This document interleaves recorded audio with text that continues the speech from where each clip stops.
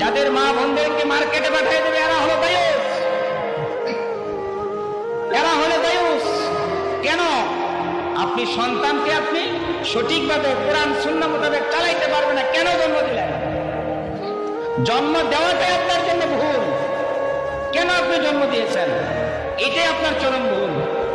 হ্যাঁ, আপনি যদি আপনার আপ্রাণ চেষ্টা করে যান, যে আপনার চেষ্টার ভিতরে কোনো কমতি ছিল না, আপনার চেষ্টার ভিতরে কোনো অভাব ছিল না, তাহলে আপনি রেহাই পেয়ে যাবেন। কিন্তু যে গুনার কাজগুলি করলো সে তো কখনো রেহাই পাবে না, সে তো কখনো রেহাই পাবে না।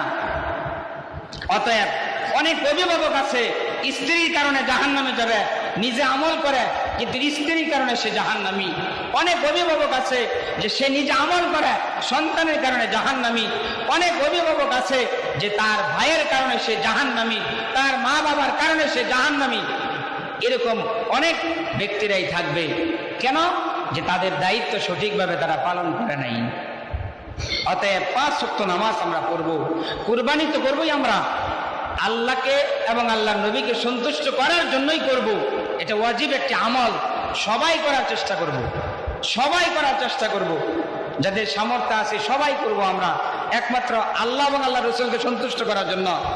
কিন্তু সাথে সাথে কুরবানির পরে বা আগে যে আমল নামাজ আদায় করা, আল্লাহ যে 2টা বিধান একসাথে দিয়েছেন, ফাসাল্লি লিরাব্বিকা ফাসাল্লি লিরাব্বিকা, তুমি বা আপনি আপনার রবের জন্য নামাজ আদায় করেন, ওয়ানহার কুরবানি করেন।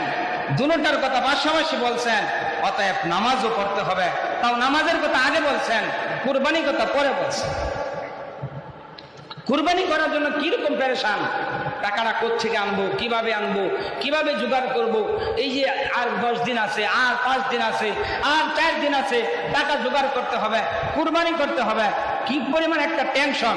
কিন্তু ফজরের নামাজ যে পড়লাম না, জোহরের নামাজ যে পড়লাম না, আসরের নামাজ যে পড়লাম না, এটার কোনো টেনশনই নাই, এটার বিপরে কোনো খেয়ালই নাই, সবসময় উদাসীনতা, সবসময় গাফেলিয়াতের ভিতরে থাকি।